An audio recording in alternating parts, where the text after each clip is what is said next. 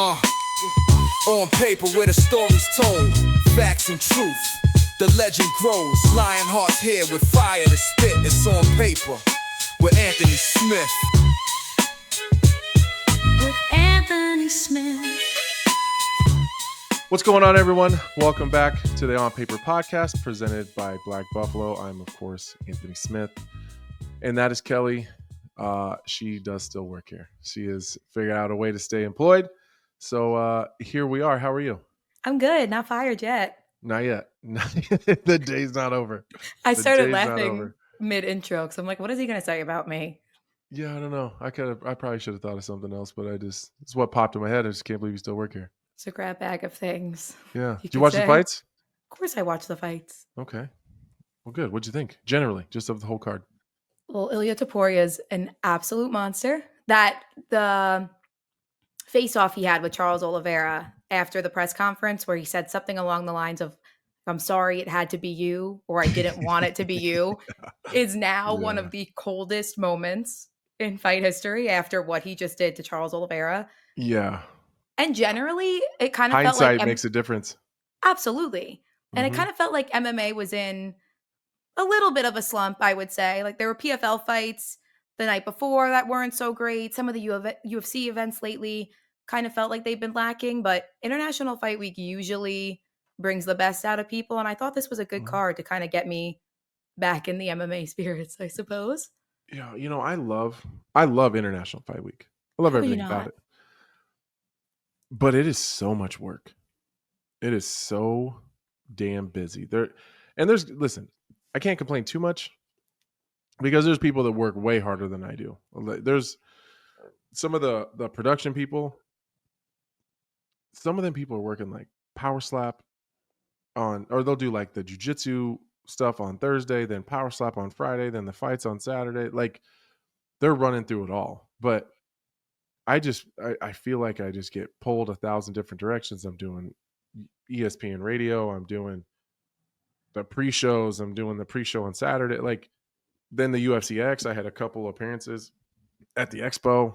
Like it's just a lot of work. I'm happy it's over. I enjoyed myself the entire time, but I'm happy it's over. Real quick, if we want to talk about hard workers, Megan Olivi, let's bow down to the queen. She is due to give birth next week. Yeah, and she was in some like 5-6 inch heels. She looked better than I've ever looked my entire life and absolutely killed it. It was her last event for, till she's back from her leave, obviously. But I just wanted to give a shout out to her because I think she's the gold standard. She's absolutely amazing. Oh, it was so, and she was like, I've never heard her complain. I've worked with her through her entire pregnancy several times. She's not bitching. She's not complaining. She's clearly at times she's if we got to hit some stairs, she's more winded than she was previously. Like she's grinding. She's grinding. Joe B was there too, so I was able to and how goddamn cute. Like first time parents, like just how cool for them to just be so excited, and like he's kind of nervous, but he's like super pumped to change diapers, and I don't know. I was just real happy for them. And I don't know, they're just both super excited. So it was super. Anyways, you're right. Super happy for them. Yeah, they're just super both good happy. people. They are incredible humans. You worked the desk, obviously, as you usually do pretty much every pay-per-view weekend. Mm-hmm. You guys did the desk from UFC X, did you not? Friday. Yeah. The was Friday that desk. A zoo or what? Oh, it was insane. It was absolutely insane. Like the fans were going crazy the whole time. Anytime and when that happens, I don't know if you can tell at home, but there's also speakers. So it's going out to the crowd live as well. Right. So they're going absolutely nuts. There was a guy, we even talked about him on the show. Super cool dude. Had to be 400 pounds though, with a shirt, a big white shirt, big black lettering, said never made weight. Oh, I actually love that. It was amazing. But yeah, the fans were cool. And I love them. I love meeting them. I'll sign anything you want me to sign. It does become a grind though, because you don't want to miss anybody. You want to sign every single thing. You want to take every single picture. You don't want to turn anybody away. But then the UFC security are like pulling you away. Like, dude, you've been here for 30 minutes. I'm like, Right. You I have can't scheduled say no. He appearances. was like, there's never going to be an end to this. Like there, and like when he said that, I'm like, fuck, he's right. That's the thing. Like I've been there as a fan. I can't be here long enough. Like I'd be here all day. Like I could, like I just was hoping like I could at least get to. I thought I could get to the end, and I just couldn't. Like he's like, there is no end. Friday, you obviously worked the desk there. Were you there Saturday as well before the fights? Saturday morning, yeah. Yeah, we did me, Dean, and Laura did a panel with Brendan Fitzgerald. Nice. So we did 45 minutes on the panel talking about the fights, and then back, and like the fans come up, and so me and Laura and Dean were there for like another 45 minutes signing and taking pictures. And again, I'm not bitching about it. It is a grind though, because you don't want to disappoint anybody. This year people are asking for more things on their body signed than the previous years. Signed a lot of people's bodies, but there was a lot. Oh yeah. Yeah, it was a lot this year. A lot of arms, a lot of legs, a couple chests, some ribs. That's wild. I signed, you know what else I signed a lot of? Oh gosh. I signed a lot of cell phones. Like cases. No. They're taking their phones out of the cases. Like that's what blew me away about it. Cell phone cases, like whatever. Sure. But a lot of actual cell phones. People are pulling their iPhones out of their cases, and you're signing the actual cell phone. They're probably due for that upgrade soon. Yeah, like with big chunky markers too. Like not just regular Sharpies, like these, like almost like these wet paint pens, kind of. And then and then another guy had this little spray thing and then sprayed it with like a clear coat so it won't rub off. Oh, he came prepared. He was super prepared. Yeah. He was like, this thing ain't smudging. Yeah. So I signed a lot of phones, that was new for me. If you ask me to sign your body, I would fucking sign it. I don't give a shit what it is. If you want me to sign your asshole, as long as I don't have to touch it, I'll sign it. I don't give a fuck. But this year was a whole lot more of that. There was a lady brought up a baby's shirt, like a baby girl shirt, not a toddler. It was like a 2T shirt, like an actual, like a 6-month-old baby, like a shirt. And I was like, where is the baby? Yeah, where was the baby? She's still sleeping, and I didn't want to wake her up, so she pulled her shirt off of her baby and had me sign it. Oh, it was dope. International Fight Week is obviously, the UFC's big one. Fans from all around the world come. They obviously do UFC X. It's kind of like their Super Bowl in a way. This is your first one since being retired. Was the reception from the fans any different? Did it feel different? Yes. I've never been more popular than since I retired. I love it. I don't know why that is. And I said that to Rashad, and Rashad goes, yeah, it's wild. That's how it goes. Like people still have the ability to criticize you because there's a chance you could fight their favorite fighter, or they feel a certain way about your game, or the opportunities that you got, or whatever. Well, now you're retired. There's no more of that thought. They just can appreciate you. So I've never gotten more love than since I've been retired. Well, I think a lot of people too, like it's easy to criticize somebody, behind your keyboard for what's going on in the octagon. But I think generally a lot of people realize that you're obviously a hell of an analyst. You're just a good guy overall. Yeah, so when you kind of take the fighting part out of it, as dumb as it sounds, because you were a professional fighter, right? Everyone's like, this guy's fucking great. They're like, yeah, this guy's okay. He's not that bad. And the whole time I'm like, I've been telling you guys, if you just give me a chance, I'm not that bad of a guy. I'm fun. That is I'm fun. So funny. I love that. I did learn that if I stop to take a picture, it gets us jammed up and the security guards get really mad at me. But a lot of times, like, fuck off. I'm staying here. Like, I'm hanging out for a second. But I just tell people I just tell them to walk with me. And so we'll take selfies as we're walking. And that helps me move and groove a little bit quicker. Well, that's the thing. People are waiting in these long ass lines at UFC X. Again, I did it years ago as a fan. And so it's like when you get somebody like you who you're on your way to do something else.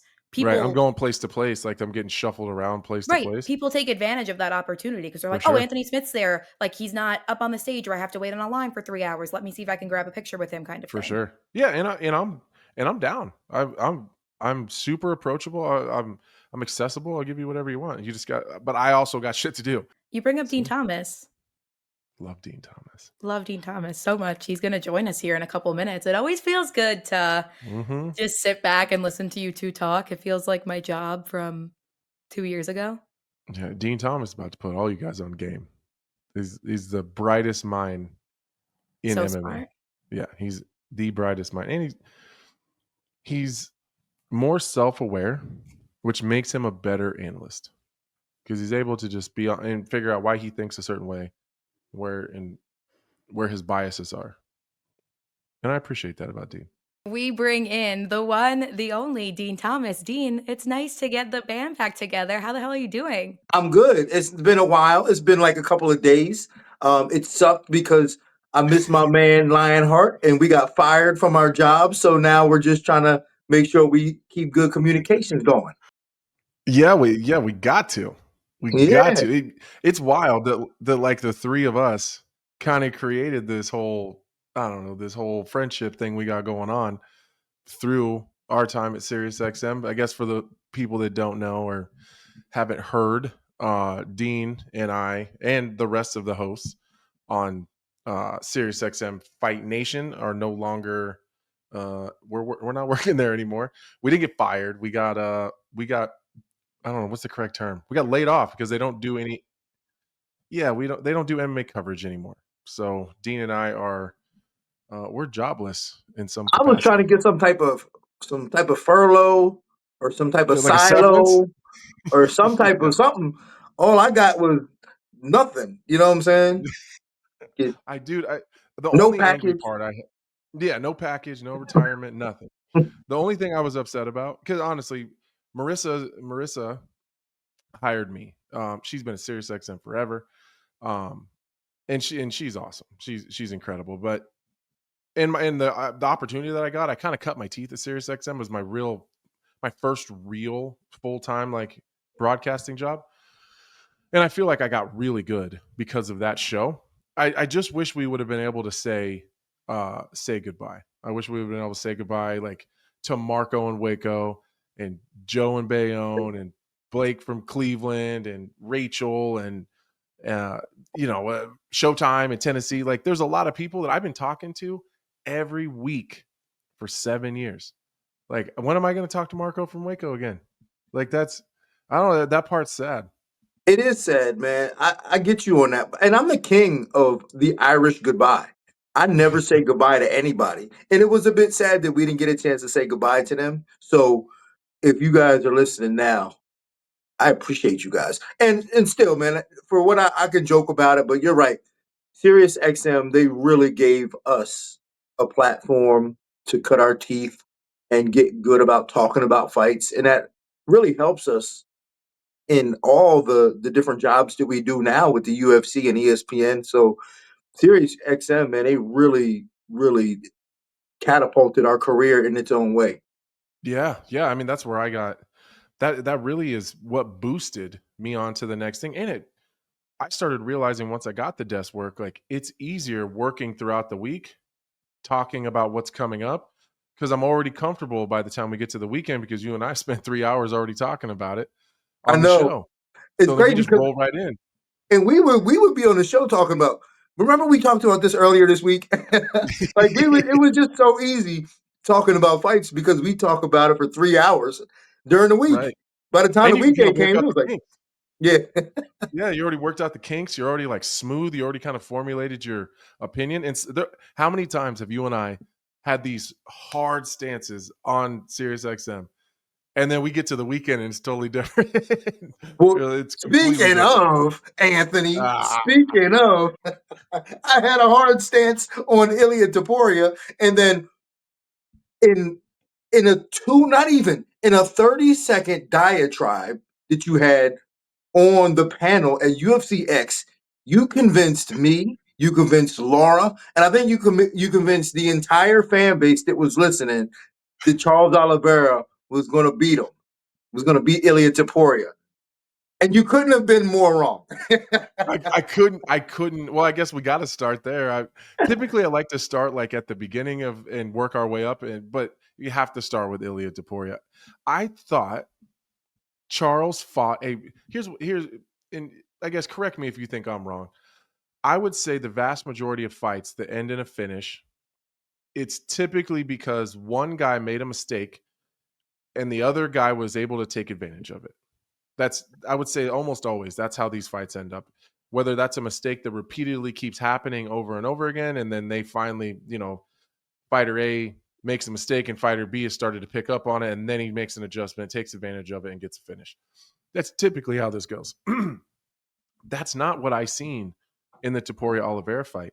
I thought Charles, it was evident immediately what his game plan was.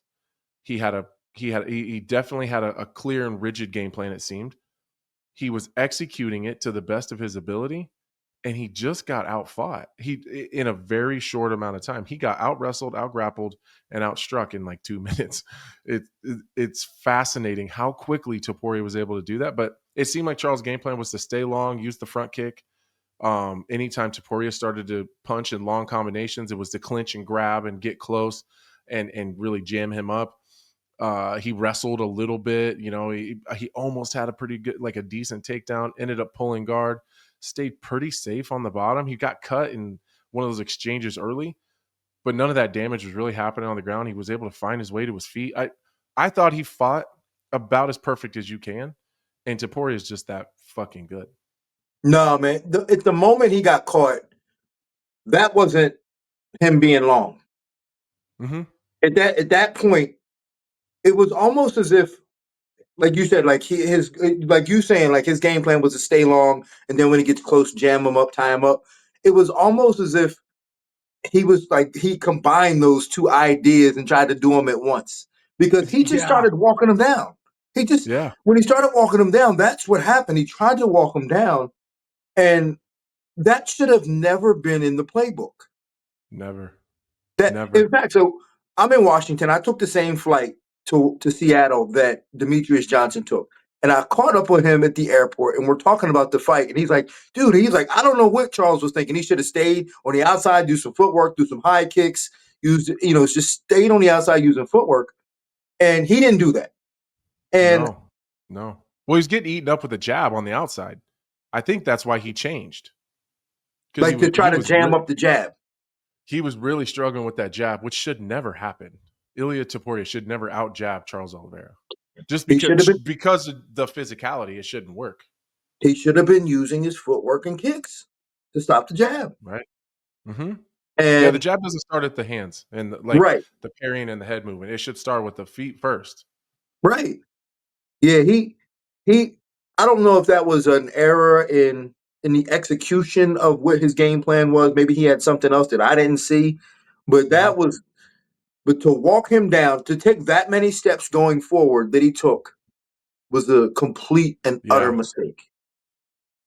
Bad mistake. Should have never did that. Super slow-mo. Yeah, and super slow-mo, it's a really fascinating thing to watch, where Charles is doing an okay job. I'm not going to say he's doing a great job. He's doing an okay job of kind of managing whatever he was dealing with. Excuse me. And then the reaction that he has slow motion, it doesn't make any sense. He takes 2 or 3 steps forward and throws some weird body hook, I don't know, it got disrupted while he took the punch. But the slow motion of Ilia Topuria's feet is what's fascinating, because he's taking a step back, but he was doing something that you and I worked when I was in Miami. Remember, we were talking about the difference between when you're standing orthodox and your right foot moves first and then you pull yourself back with your left. Right. And you were talking about it's more efficient to push off of the lead foot, and then you have the ability to change directions quicker. So you can push hard on the lead foot, and then if you need to come back in, then you can land on that back foot and then spring back in. That's exactly what Topuria did. It was kind of a 2-step where he went lead foot first, right foot, lead foot again. And then as soon as he realized Charles was coming with no punches, he just really dug in with that back foot and kind of just glided back in and landed. It's about as textbook as you can get. He's good, man. It's every so often we get a guy that comes right, and we talk about this. And I remember DC was talking about this, but And I want to be clear about this too, because he's eventually going to lose too, right? Yeah, yeah, he is. He is. And for the longest time, there's always this guy that comes around that looks unbeatable, right? I remember, and I remember thinking that with BJ. Like after BJ beat me, then he goes off and he just runs across the cage and he just beats Kyle Uno in like 10 seconds, and then he just goes on, and I'm like, yo, this no one's gonna beat this guy. Um, and Ilia's, and then Conor McGregor, the same thing. It's just like these guys come around and they just look unbeatable. And Ilia's got that right now. And everybody's looking at that going, man, no one's ever going to beat him. He's never going to lose. Well, unfortunately, guys, he will eventually lose. And then he's going to follow the same trajectory that most guys do. They're up here, and then eventually they go crash. Now, hopefully, he doesn't follow the same trajectory that like John Jones and Connor, because like he's kind of on that path. But Right. hopefully he doesn't go that route. I'd rather see him go the other route, where guys like the Vitor Belfort route. You know what I'm saying? Because he was another one of the guys that you're like, God damn, who's gonna beat Right. this guy until he loses? Yeah, it's weird when you hear people like I have been singing his praises about how good he is, how powerful he is. I think the most impressive thing for me is he's fundamentally perfect. He makes almost no mistakes. He makes no mistakes, and he's got this ability to just transfer power from the floor to his hands better than almost anybody that I've seen. But you hear all these people saying he's just different. He's in a different realm. He's in a different strategy. He's doing the same shit. He just Ones, does it twos, and right. threes. He's doing like we've never seen a right hand left hook before. We've never seen anyone take 2 steps back and 1 forward and throw something and drop an absolute fucking hammer. It's the timing, it's the fundamentally soundness of it. It's the correct hand position, it's the correct foot position. It's even in slow-mo. How many times have you seen someone throw a perfect left hook where their body goes first and then they drag the hook and the foot, the lead foot is rotating perfectly out in the middle of in the middle of the pocket, in the middle of a combination, with Charles fucking Oliveira in front of you throwing back, and you're still doing every single, even the small little details perfect. That's crazy. Well, I like where you're going with this, because I haven't even really thought of it this way, and that's a very different way to think about it. Because you're right, like he's not doing anything different. Like he hasn't done anything we haven't seen before. But what he's done that we haven't seen before was he doesn't let distractions take him out of being perfect in terms of technique. He doesn't let the idea of the crowd get to him, so he wants to fight really hard, and by fighting really hard, he gets out of himself and he just starts, at the expense of his tech. He doesn't let anything get in the way of him being perfect technically. And I think Right. more people could do that if you had it up here. But Right. they don't have it up Right. here. He's bulletproof up here. Yeah, he's bulletproof up here. Most He people, they get celebrated nervous. the fight the night. He celebrated the victory the night before. Yeah, I didn't like it. It made me no one did. uncomfortable. Yeah, no one did. It made me uncomfortable. I didn't like it. Yeah, But I was talking to that's Joe what Rogan. He he was was like, "Yo, clapping. He was clapping and celebrating Charles while they were announcing him. Like Charles starts to bow to everybody, and when Charles bowed to like that direction, he bowed with him, and then his face looked like he was genuinely happy to be seeing Charles there. Like he actually really like he knew what he was about to do. So he was just taking in the moment. Like he genuinely was clapping for him, genuinely happy that Charles was getting the ovation that he was getting. That's different. That's what's that different. I saw that exact sentiment in his face as he was like walking down. And it was maybe like a sort of a trot down towards the octagon from the tunnel, and he had Mhm. that face like, I know what's about to happen. I'm happy to be here. Um, I know that I'm going against Charles Oliver, and he had that same smirk, like that smile, like a small smile smirk that said, "Oh, I'm happy to be here, and I know what I'm about to do."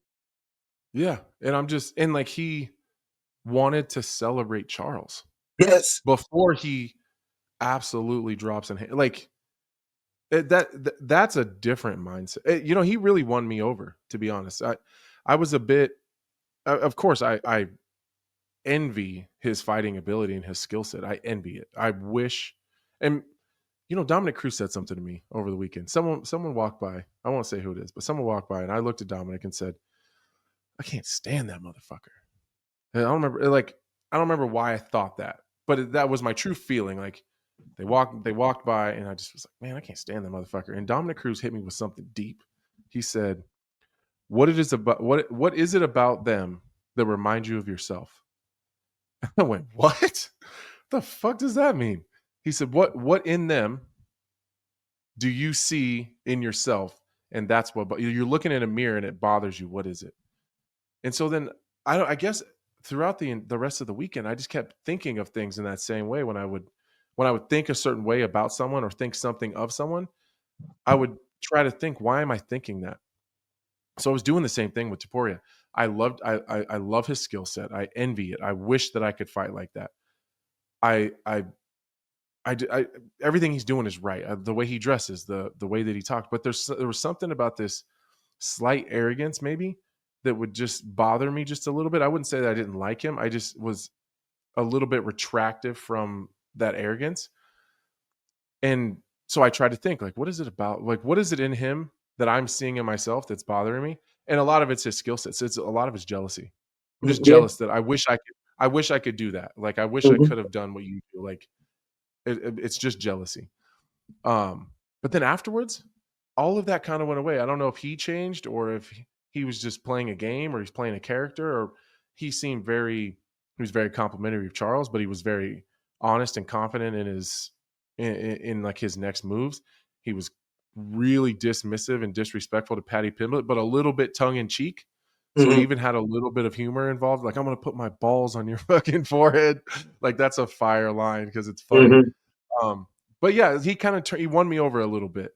Like after the fight, I think I don't know. Maybe he just got a whole lot more cameras and eyes and microphones in front of him, so I got a little bit more to digest, I guess. But I found myself, I don't know. I found myself really turning the corner and being like, man, I really like this guy. No, I agree with you on. I wouldn't say I was ever jealous of him. I was always intrigued by it, but I could see why how I could have been jealous of him based on the level of confidence he had and the way he's able to actually do the things that he's saying he's doing like that, because we all want that. We all thought we could do that when we were fighting, but Right. something didn't match. Like we either didn't have that level of confidence, or the times when we thought we had that level of confidence and we went and fight, we lost. And Mm-hmm. it did, right, you know what I'm saying? So it Yeah. never worked out for us. And to watch him do it, but at the same time, like when he told Charles, "I'm sorry," he said, "I'm sorry, bro." Yeah. As if he knew, like he was apologizing before, as if he was saying, "This is gonna hurt me a lot more than it's gonna hurt you." Like Yeah. there's a certain humility in that, actually. But when he first said it, I was like, damn, this dude's a dick. Right? Like, Right? that's a dick move. But then when you see how he celebrates Charles at the during the announcements, and then how he felt and embraced Charles after the fight, and then just how he carried himself afterwards, you look back at that moment and like, damn, man, he really meant that. He meant it. That's what I'm saying. He meant that. That's a humility. That's being humble, actually. Yeah, it didn't land on. I don't think it landed like that when he said it initially. But now you can go back and like, well, now I'm an asshole because I didn't give him the benefit of the doubt. Well, That's how I felt about it. why would we? You know what I'm saying? This is a game where we're trying to get under people's skin. We're not supposed to be that way. We're supposed to Right. be like, when we say something like that, we're supposed to mean it in a disrespectful way, like, "Hey man, tell your mother I'm sorry because I'm about to fuck you in the ass." You know what I'm saying? Yeah. That's the way it came off, but that's Hmm. not how he meant it. And it's clear now, in the looking back, it's clear how he meant it. And it's absolutely so intriguing, this man is, and just so good, so perfect. I'm just hoping it can last long enough and he can fight enough that we can just get more glimpses of this. But when you're that good, man, you fight at your own time on your own terms, and we don't get the chance to really see it or celebrate it that often. So I'm hoping he does. Maybe if they give him Patty. I'm hoping they just give him someone who can hang, and so we can just see more of it, like see him deep. Like we did see him a little bit with Jai Herbert. Yusuf Zalal took him to a decision, was able to hang with him there. But recently, he's just so damn good. We're not getting a whole lot of sample sizes, so I agree with you there. I just hope we can keep seeing him as many times as possible. Before we move on to the next one,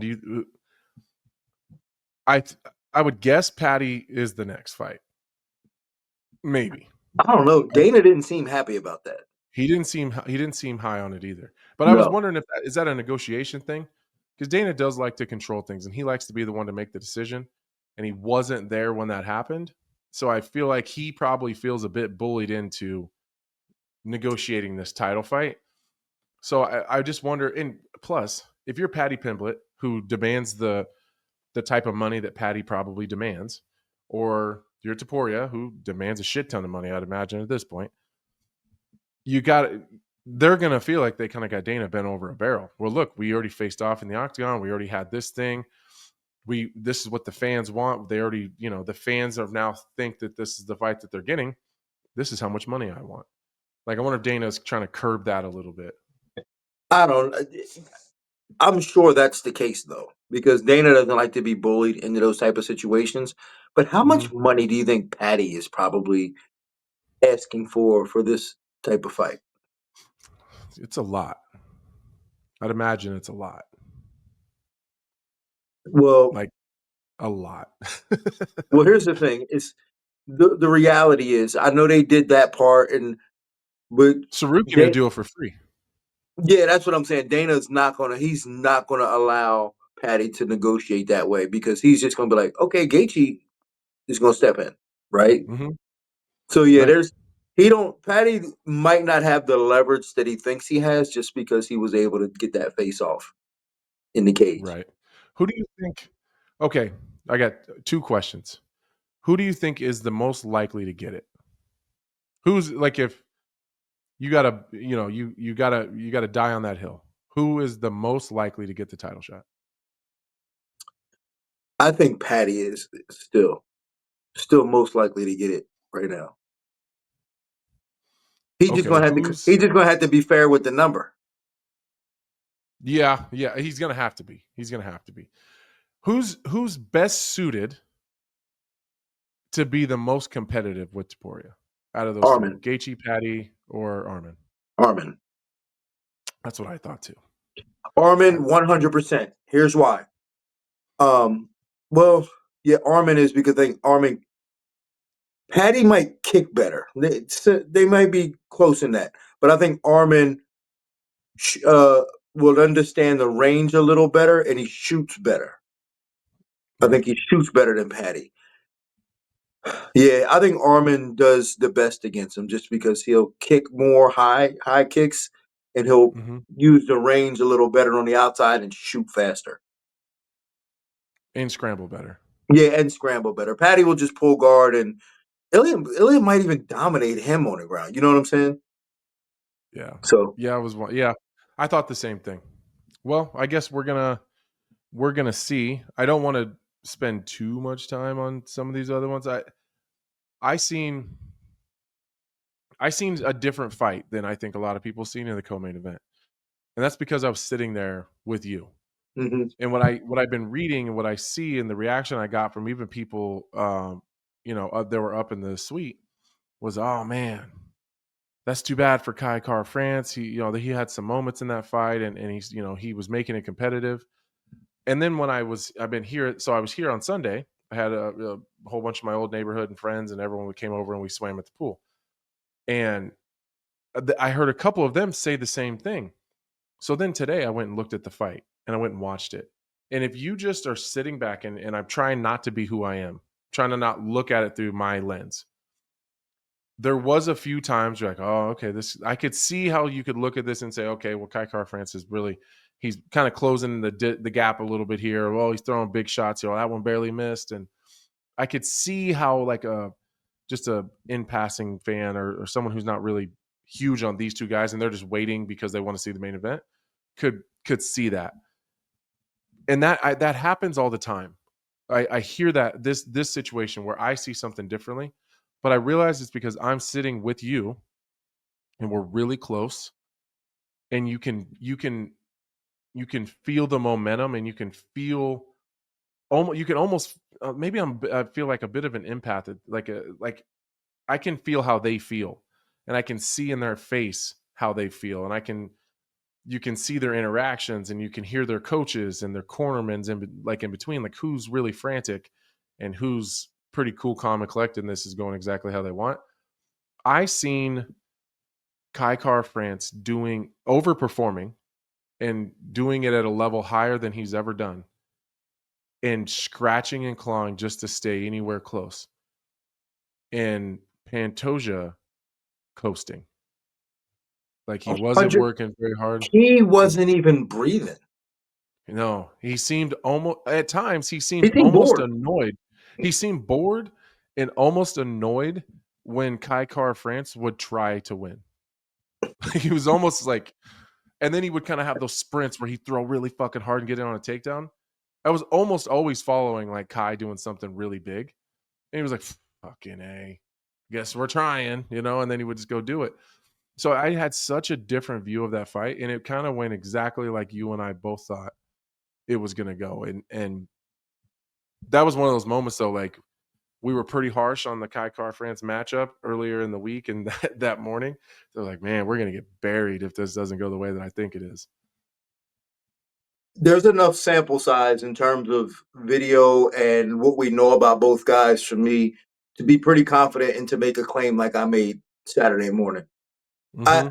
I know Kai's got power, but I made that claim that morning just knowing the sample size, not only with Kai's performance, but again, like his whole team, their whole team has a deficiency in grappling. Which is crazy because you know it, I know it. Every head coach of every team that's ever fought them knows it. They almost all have the same positives in their game. A lot of it's footwork. It's less about the power. Kai's a little bit of he's different. Like Izzy isn't like the straight horsepower dude. Right. It's angles, timing, and he's accurate. That's why Izzy knocks people out the way he does. But just like pound for pound in terms of punching power, he's not even close to anywhere at the top of that list. Right. But you're right. They have the same deficiency. If you like, everyone that beats them the same way. And you're dealing like that's their deficiency, and just stylistically, that's Pantoja's best thing that he does. Yeah, he didn't have to change anything. He didn't have to change anything. And I was like, this is a very easy fight for him. Like it would have taken something big for Kai Car-France, like a really early punch, clean punch early.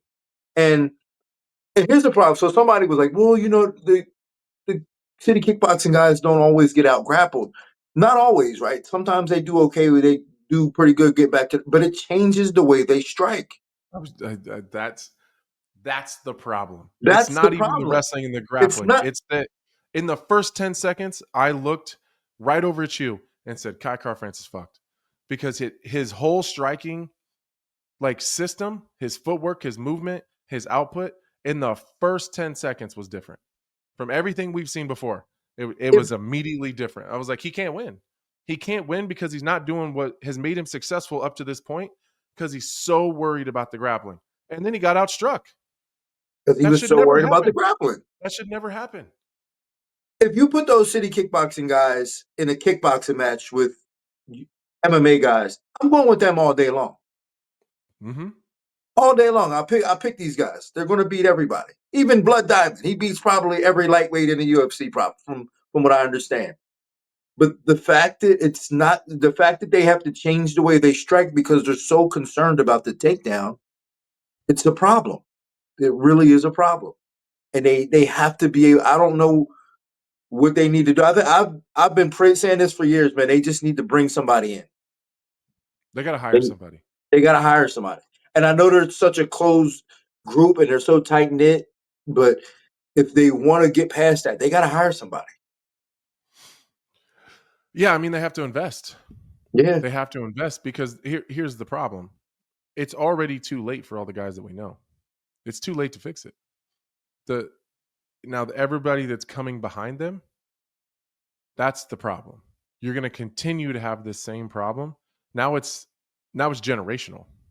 Like now we have to, because now they're the top of the heap at their gym, and so people are doing what they do. That's why, I mean, you know this, but like for the people listening and watching, like you can look at certain fighters. Like Dean's really good at this. You could bring in a guy and just show me the film, or show Dean the film, and just watch him for a little bit. Dean will. There's certain teams. Dean could probably tell you where he trains.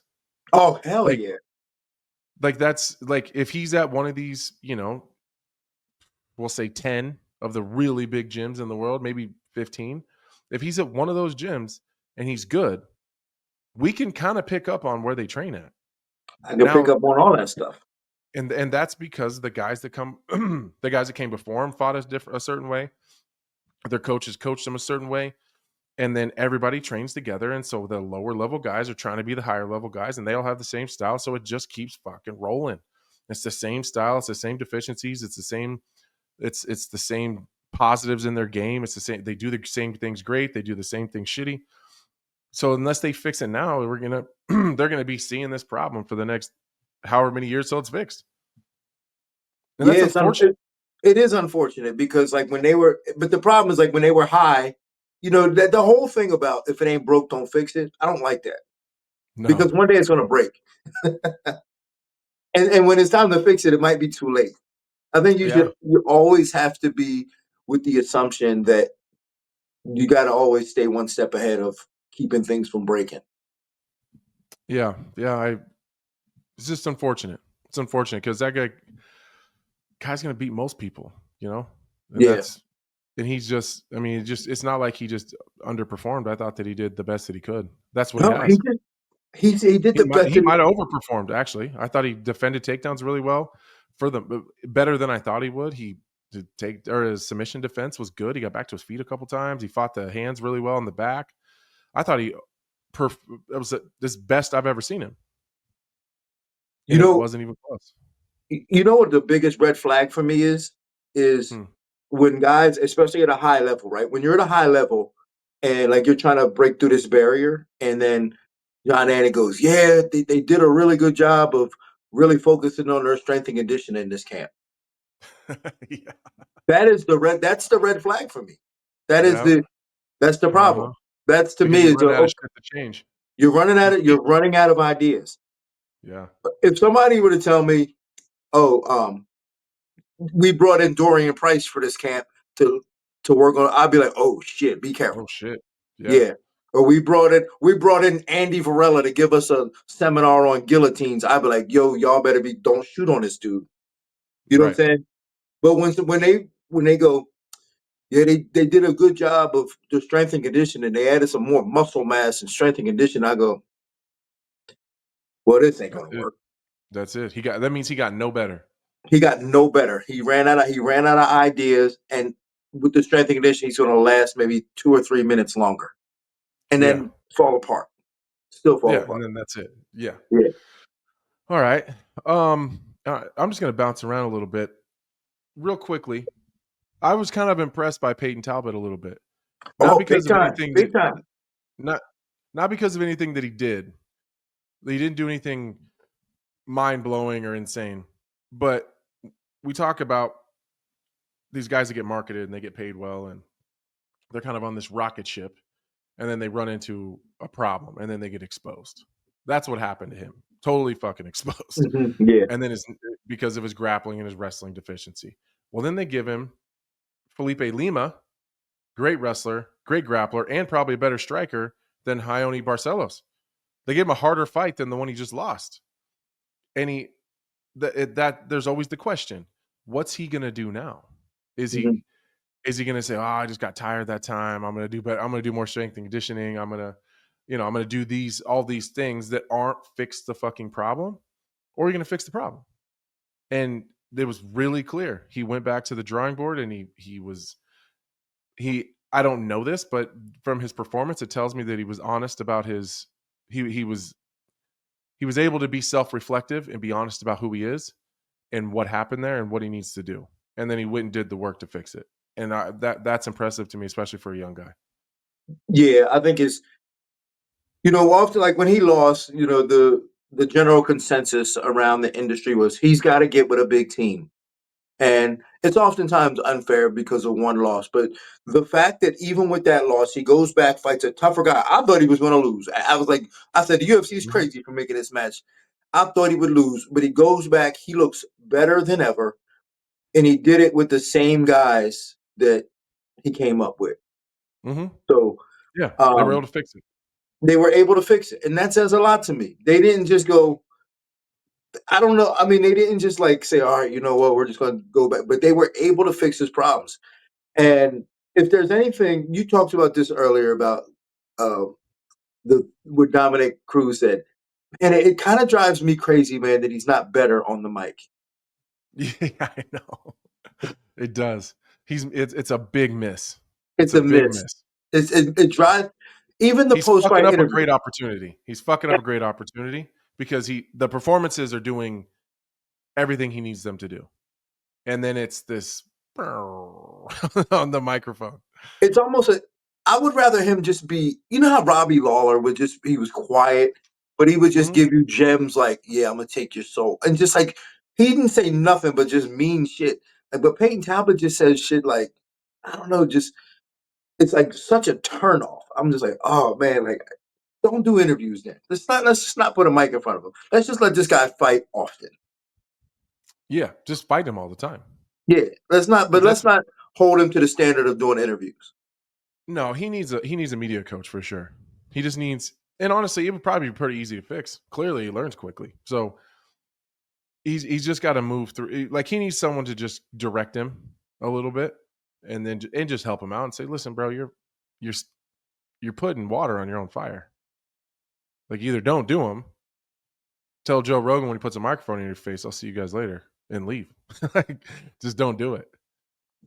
But the post fight, did you see him on the DS or the panel afterwards in a post fight interview with the UFC? It was just as bad. Like they asked him Yeah, about Frank Ocean, and he was kind of yeah. He made annoyed. it weird. Yeah, it's like You're friends with Frank Ocean. Lean into it. yes, Lean I into just it. like can't you be like I don't like is he that unsocial to just not be that personable? Like you could just be a regular person and answer the That's the question. same. That's the same guy that will post videos of himself pole dancing. Like Yes, you can't be that uncomfortable.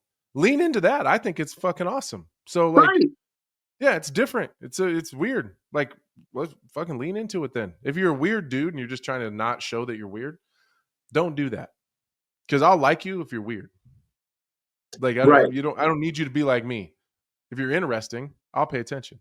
But yeah, he needs a media coach for sure. Benil Dariush, Hanato Moicano, totally went. I didn't expect Hanato to drop him at all. Right. It was a great fight. I thought it was a good fight. Here's my problem.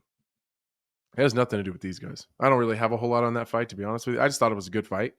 Thought it was competitive at times. I thought Hanato slowed down a little bit. He gassed. I think he expected to wrestle better. And I just think Benil was a better wrestler than he expected. Mhm. Um, thought the fight was good. Do you find yourself with this Topuria thing wondering like why are these other guys even fighting? Seems pointless. That's what I thought after the Topuria fight. I was like, I don't even know why the other guys fight. It feels like that, right? Like you guys are always just you're fighting for not even Second second place. place. Yeah, Yeah. fighting for second Yeah. place. Yeah, it's crazy. I was disappointed Hanato didn't win just because I didn't get a Hanato Moicano post-fight interview. That was disappointing. I didn't know what I don't know. I like that's the issue. Benil has to win. He has to win because Mhm. Moicano has a brand. Right. He's fine.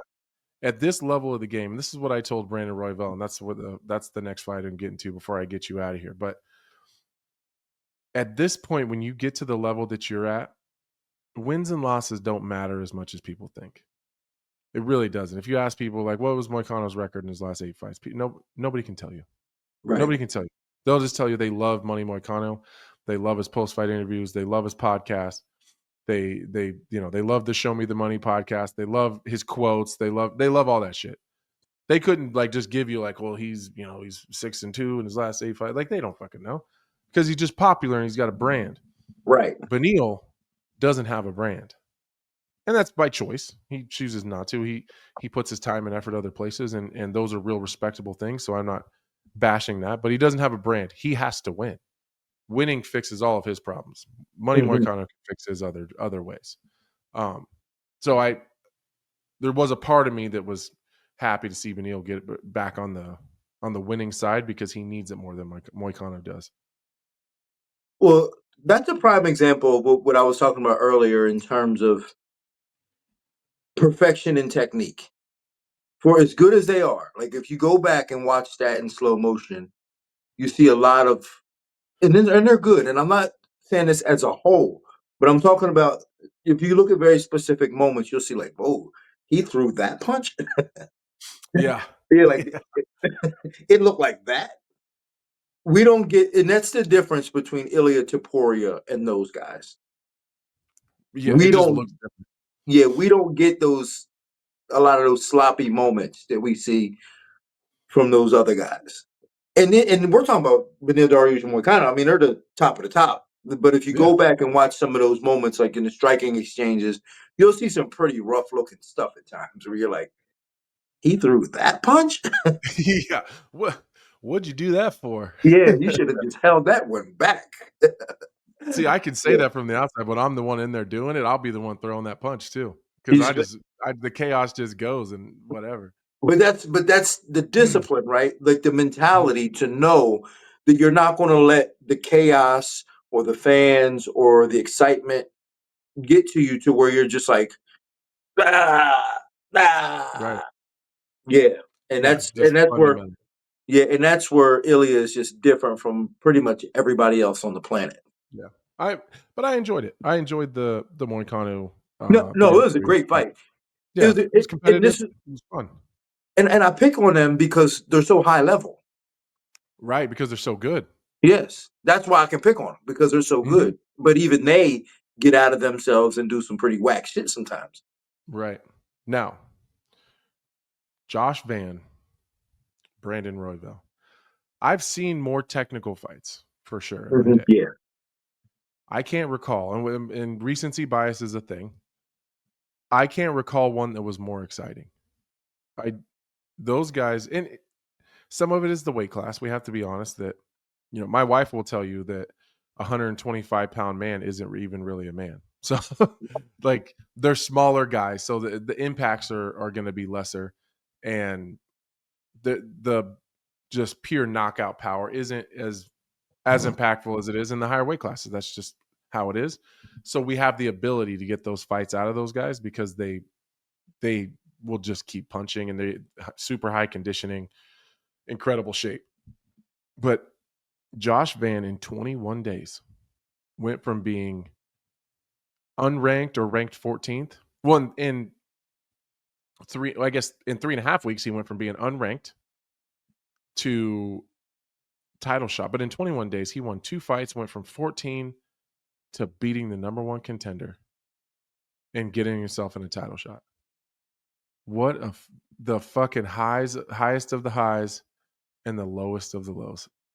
And I went in the back, and I was at this weird kind of crossroads position after that fight, because then I see Josh Van, just this young, just hardworking, self-believing, like really coachable. You can just tell his coaches love the fuck out of that kid, and he just wants it so goddamn bad in a high-level fight with a guy like Brandon Royval, who absolutely breaks people just because of his pressure, his pace, and just his utter desire to win. Like, for a young guy like that to match and then elevate himself above a dude like Brandon Royval, how do you not fucking be happy for that guy? Like, how do you not just like feel like, as you and I are like just the older veterans that have been around and we've done it and we've been up and we've been down and just been in this game for such a long, like, how do you not feel proud of him, you know? But then I've been training with Brandon Royval since he was a kid, like since he was, but way before the UFC. And, you know, I go in the back and he's hit, you know, all the guys, you know, the team, I know them all. Their just heads are down and they're just sad. And because they know the repercussions of this, you know, like he's worked so hard to get himself back to a title shot. He's been hanging around number one, just defending his position.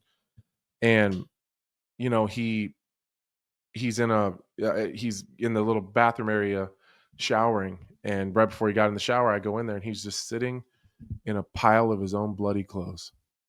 Face of fucking disaster. Just looks like the Elephant Man. And he's just broken. He's just down.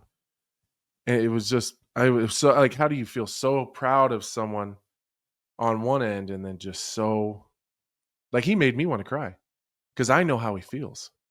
I've been sitting in a pile of my own clothes, like knowing like everything I've done since my title fight is all for nothing now.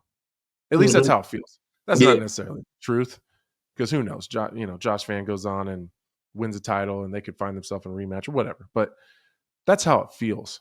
So like that, the fight itself was amazing. And I tried to explain to him, like, you know, I was fucking chit-chatting with Hunter and Dane. Like, everybody's saying, like, we wish we didn't have to raise anybody's hand. Yeah. And they just both go. You know what I mean? Like, was giving both a W, paying both their win money, and we just shake it out later. But he might have got his win, buddy. I think I heard. I wouldn't doubt it. Yeah, I heard he got his win for that. They got fight of the night, so they got an extra 50 G's a piece. I'm sure that Brandon probably got his win bonus. Like, I don't know. For an amazing fucking fight like that, them guys laid on the line like that, and then just there has to be a loser. It sucks. So I did this podcast with Robbie Lawler, and we were talking about Robbie Lawler's fight with Rory McDonald. So I broke down what I thought were the elements into making a good fight, because to me that's the best fight ever, Robbie and Rory, right. Because of, and I broke it down in terms of like what it takes to be a really good fight. And the first thing I always said was that the fighters have to be popular, because we have a popularity bias. When they're popular, we pay attention to everything, so we're just locked in a little more. Like, if it's on a prelims and it's a great fight, we just forget about it. We don't even think it was that great of a fight. We boo them, actually. But for Joshua Van and Brandon Royval, not popular, despite not having the popularity bias, for them to go out and put that type of performance on and to have everybody up in arms about that fight was absolutely astounding. And it had all the other elements, except for the only element it didn't have was a finish. But the knockdown at the end was pretty close to almost give it that finish feel. So it had that. But I want to credit that fight to Brandon Royval. 100%. It was Brandon Royval that made that fight what it was. He forced Joshua Van to fight like that. He forced, because Josh Van didn't want to fight like that. He didn't want to fight that way. You can tell he doesn't fight that way. We heard his coaches the whole time tell him, do not engage with him like that. You need to recenter. You need to circle. And Brandon didn't give him a choice. He didn't give him a choice. So and I know Brandon Royval must feel like shit afterwards. And I hope he can get over it. Because he made that fight what it was. He probably, like, in terms of rank, I think he should have, but most people will probably tell him he shouldn't have took that fight anyway, because, you know, he's fighting a guy who wasn't even in the title picture. So most people will tell you he shouldn't even have took that fight, but he took the fight anyway. Then he goes out there and forces this guy to fight this way and give us that level of entertainment. That was all on Brandon Royval, mostly on Brandon. I mean, obviously Joshua Van had to oblige, but that was on Brandon Royval to force him to fight that way. And if we really think about it, that's only 2 rounds, because the first round, if you're watching this, Brandon, I mean this with the utmost respect. I'm trying to prop you up. I'm not trying to bring you down. Brandon got kind of fucking mowed through in the first round. He was getting touched up. It wasn't competitive. His timing was off. He wasn't seeing shit coming. Anything Josh Van threw bounced off of Brandon's face. He didn't look good, and I was really fucking scared. Like, this is not great. Like, he is getting beat is one thing. You're well on your way to getting ran through right now. And then the second round, it's like Brandon turned on. It was like, I don't fucking think so. And then in two of the judges' eyes, he won that round. And he won the second round. Yeah, he won the second round and then was doing really well in the third. It was very competitive back and forth. And I think that him getting dropped at the end is what solidified that absolutely for Josh Van. But he really changed the whole pace and outlook on that fight because it wasn't great at the beginning. Yeah, Brandon Royval, I know it sucks. And it's going to be hard to swallow for a while, but I don't know, man. Like, me selfishly, I would rather have seen that and feel how I feel about him today than if he had won the fight, fought Pantoja and lost. You know what I'm saying? Right. No, I'm 100%. But the problem is, I mean, you know how it is. We can say it a thousand times. 1,000 of us could go to Brandon and say, listen, bro, it's not that serious. It's not that fucking serious. Like, that did more for you in your career than any one individual win would do for you, other than No the title. doubt. No Other doubt. than the title. Right. That fight right there is going to do more for you and your legacy and your earning ability and your ability to negotiate and market yourself with the UFC than any one win that you could ever get that's not got a belt attached to it. So, all right, Dean. Well, I appreciate you, dude. I drug you in here a lot longer than I thought I was going to, but we get the vibe in. Where are you at? I am on Vashon, I don't know how to say it, Vashon Island, Washington, just west of Seattle. I hope my Wi-Fi was able to hold up while Yeah, I did this why are you? podcast. No, wait. Why are you there? For those, okay, before you explain why, for those of you just watching and listening, Dean is at times a bit of a gypsy.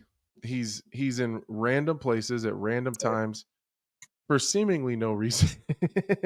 He's all over the place, and most of the time he has a reason. But I'm getting the feeling you don't have a reason for being there. I don't have a reason. You know what my reason was that I live in Florida. Mm-hmm. Internet, and it's 95 degrees, humidity 80% in Florida right now. I go from that to Las Vegas, which is, thank God it wasn't 115 like it was last year. It was about 105 this year. Right. The last thing I wanted to do was to go back to 95 and 80%. So I said, I need to go somewhere. And I Googled the coolest places in the country during this time. And this was on the list. It was close enough to Vegas. So I said, I'm just going to go get a little spot on the island and just hang out for a week before I go back to the heat. So what are you going to do? Like, what's your plans? Because you don't know, do you know anybody there? No.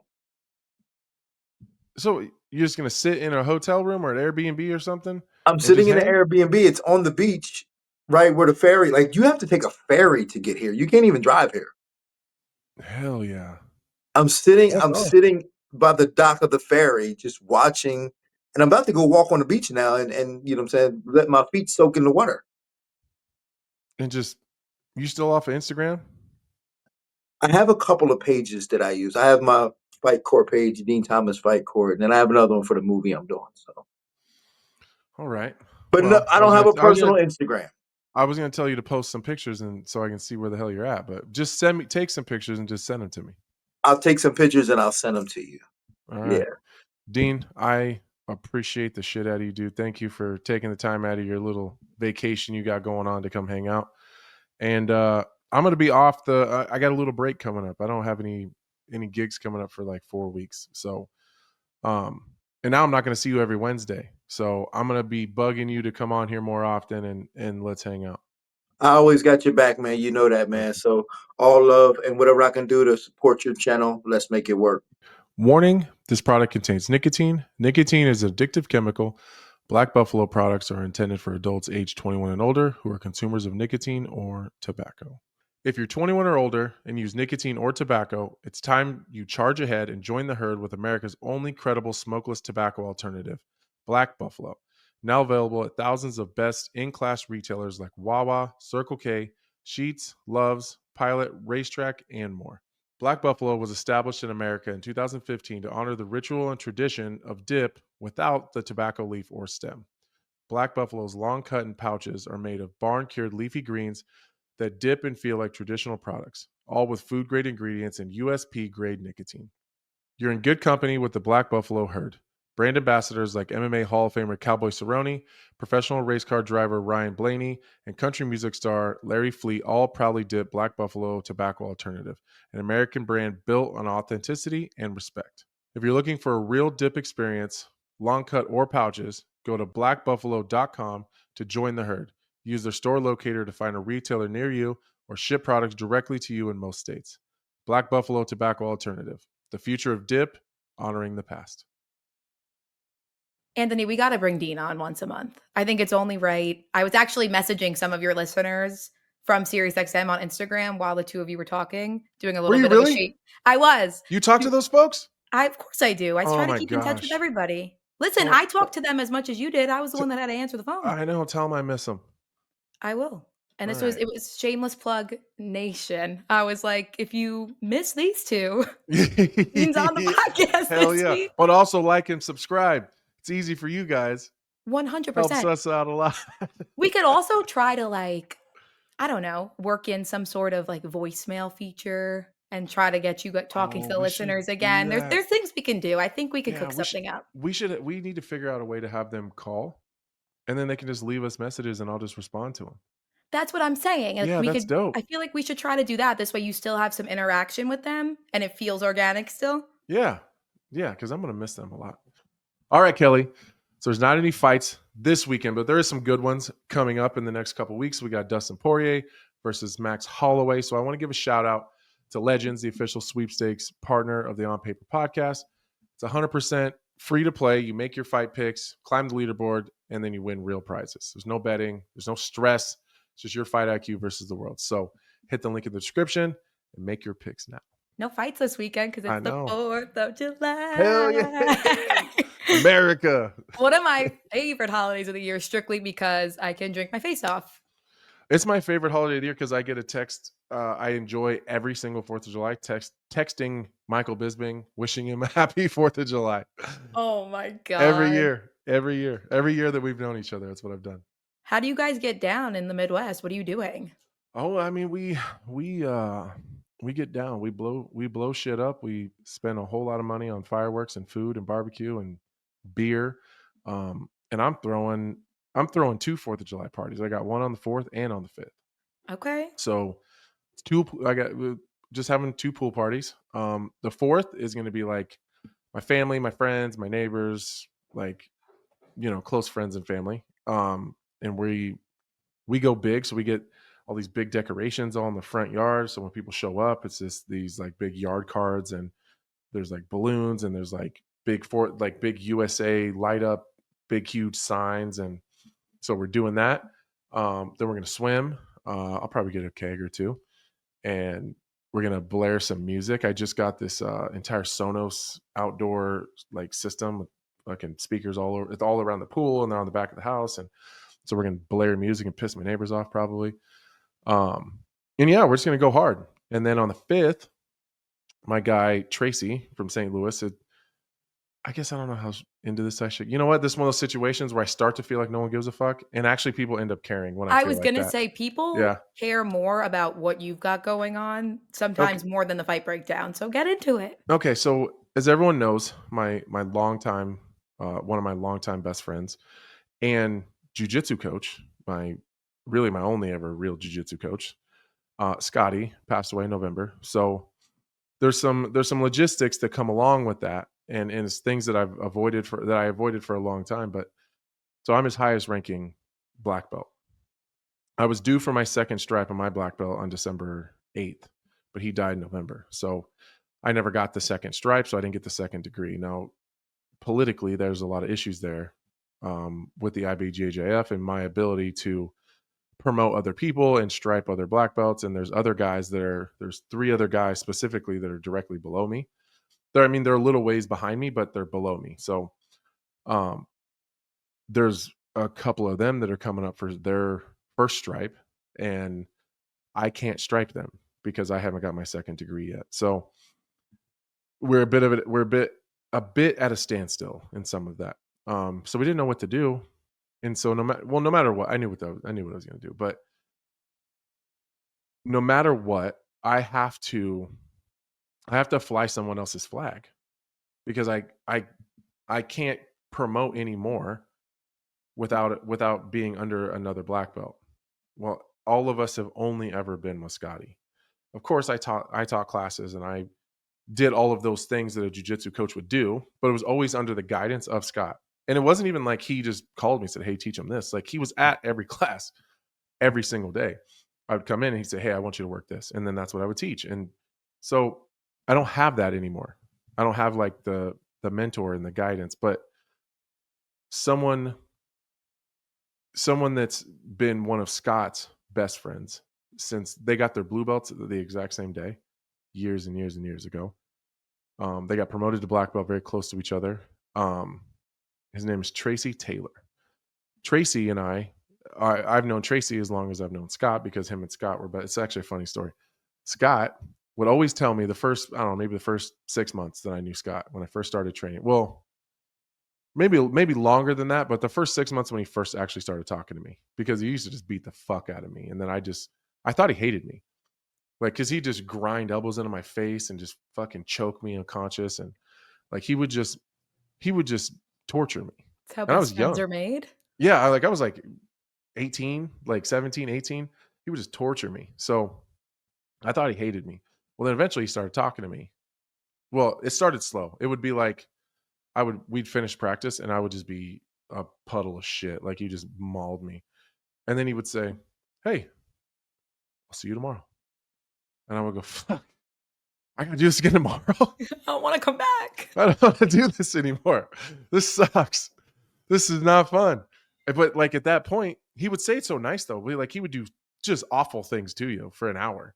And then afterwards be like, hey, see you tomorrow. And then just leave. He'd just grab his shit and just walk out the door. And it would take me forever just to move again. But then then eventually we started talking to me, and then, we fast forward, we ended up best friends. But the whole time he would always tell me, my brother Tracy and I did this, and my brother Tracy and I did that. I just always thought, like, damn, this is dope. This dude's got another brother. Like, he's got a brother that's just like a jiu-jitsu wizard too. Like, because he would talk about how good he was. Well, me and Tracy were thinking about this, and we want to change this technique, and we want to kind of change the warm-ups like this. And it was like 6 months I'd never met Tracy. So I meet Tracy for the first time, and I remember Scotty goes, Anthony, I want you to meet my brother Tracy. Tracy's a black guy. I knew where that was going. Yeah, Tracy's a black guy. I was like, oh, it's not his real brother. Okay. But the way that they treat each other, the way that they loved each other, the way that their friendship was so deep. They're brothers. I get it. And then I remember the first time that Scotty introduced me to someone that I had never met before. And he said, oh, this is my brother Anthony. I was like, damn, I made it. We made it. That's your I made it moment. Yeah, it was my I made it moment. That was, I was years and years and years and years ago. But anyways, Tracy has his own jiu-jitsu program. He's got his own jiu-jitsu school. He's got several of them that are affiliates. And so Tracy, I'm the natural progression is going to be I move under Tracy. And I think that that's what Scott would want. I think that that's what the team, it's about the only thing the team is going to accept, because we're pretty tribal and nobody wants to fly anybody else's flag. But if we have to, everyone's very like, it has to be Tracy. So the whole team has told me since he passed away, like, this is your team now, whatever you want to do, Anthony, we're with you. And so that's what I'm doing. So Tracy is coming on Thursday, and he's going to be at the 4th of July party on the 4th on Friday. And then Saturday, we're going to have a big training session. The entire team is going to be there. We're going to train. Tracy is going to promote me. I'm going to promote Mark, and whoever else is in, like the lower belt guys I can promote at any time, but it's kind of promoting other black belts and striping other black belts that I can't do right now. So Saturday I'll be able to do all those things. So once Tracy promotes me, I'll promote everyone else that needs promoted. And then the entire team is going to come over to my house, and we're going to have another pool party that's like another continuation of 4th of July. So I'm going to have the whole team over here. I've never had the team at my house before. Um, and yeah, that's what we're gonna do. So I'm gonna celebrate 4th of July twice on That's Friday and awesome. Saturday. You're Yeah, celebrating a lot of different things. And like you said, I feel like it's very fitting yeah, if it you're gonna is do it under anybody else for it to be Tracy. for sure. It has to be Tracy. It really does. And I love that dude. He's been such a support system for me, even before Scotty passed. But now he's really let me lean into him. Just not even just in friendship. Absolutely, he has in friendship, which I always knew he would do. Yeah. I didn't expect him to be so. I don't know, just so he's kind of. I'm very good at teaching jujitsu, right? But I'm not great at like the curriculum of jujitsu. Like Tracy could tell you 3 weeks from now, like 3 Wednesdays from now, what they're going to work on in class, because that's his thing. He's building programs and he's done it for a very long time. I've just always been training and I just do whatever Scotty tells me to do. Like I just show up and he tells me what to teach and then I leave. Like I teach it and then I leave. Like my brain goes no further than that. But Scott always had this. He had this curriculum, this plan, like this system completely set up, and we were just a part of it. And so the other black belts, whether I'm teaching or it's Mark or it's Charles or it's Dan, they're like, we show up, Scott tells us what to teach, we teach the fucking class, and we just dip. And like we didn't have to think that much about it because he was the general and we were just the soldiers. So like Tracy's done an incredible job, just I guess helping us navigate that part of it. And I don't know. I'm just not there yet. Like I'm not there in my jujitsu teaching path, I suppose. Like I'm not there in my journey yet. And you need someone like Tracy and Scott. Like I was starting to like move into that role and then he died. So I just don't have it. You know what I mean? So yeah, it sounds really sad. I guess that whole story turned into something sad, but it wasn't meant to be. Like I'm finally in a position where I feel like I have to do this, because if I don't, I'm holding everyone else up because they won't leave me. So like they won't leave me. So I have to do this for them. It's not even really about me. I could find anybody in the world to promote me. I don't want that. So I wouldn't do that. And that's the issue. Right. Like I just stay a fucking first degree black belt forever, but I can't let them continue their jiu-jitsu journey without it. So now it's like, it's not even about what I want or what I need. It's about what's best for the team. And they're never going to, like, they're so fucking tribal. They're like, yeah, I guess we just are what we are. I guess we're just not going to move on anymore. And I can't let them do that. So they won't leave. But I I think there's a lot of even just like underlying meaning there, because still Scott passed obviously in November, like you said, and it's taken you 7, almost 8 months to even take this step. And it's a huge step, you know what I mean? Whether it be for you or for the other guys, it doesn't really matter. It's still a massive step that you're taking. And like you said, obviously there's a sad connotation to it, of course, but I do think that it's overall very positive that you're taking a step to, I don't know, move on and heal in a way. And in doing that, you get to help all the other guys too. Right. Oh, and it's just as sad for Tracy too. Absolutely. Like he doesn't want to have to take on Scott's guys. Like he doesn't want to have to do that. Because ideally, Scott would just be here and would handle it, and we'd continue just training as teammates and whatever. But that's the thing. Like, taking on his guys means that he's not here. And yeah, like him having to move me under his umbrella means something bad happened. And so that's sad for him too. But I'm 100% positive without any doubt that if I had to go under anyone, Scott would want it to be Tracy. And their jiu-jitsu styles are very similar too. So it's a logistically it's a smooth it's a smooth transition. Like their body types are exactly the same. They're built the same. Their minds work the same. They teach almost identically. Their jiu-jitsu styles were very similar. Like it's a very easy transition under like his kind of program and curriculum. That I don't really have to change anything, and neither does anybody else. We just keep continuing to learn and get better and whatever. But yeah, that's a big deal. Tracy, he's going to stay here. My kids love Tracy. My kids love Tracy. He was out in Atlantic City with all you guys, right? He was. Yeah, I saw some of the pictures. It looked cute. Yeah, he's I don't know. He's like Uncle Tracy. Yeah. And so the kids are like super pumped that he's coming. Like just the other day I was on the phone with him. I was just really quick, and then I got off the phone. The kids were by the pool, and my kids were like, who was that? And I said, it was Tracy. And they go, oh my God. So Alani, my 3-year-old, wants me to take a video of me and send it to him. So she I take a video, she crawls out of the pool, she runs to the deep end, she got a little floaty on, and she jumps into the pool, goes under the water, because she was pretty anti-water for a long time. Sure. Comes up and she's thumbs up in the camera and send that to Tracy. It's so funny. They love that dude. So yeah, he's gonna come here and stay, and he's gonna stay here at my house for a few days. We'll hang out and the kids will have a blast. That's awesome. I'm really excited for you. Yeah, we're pumped.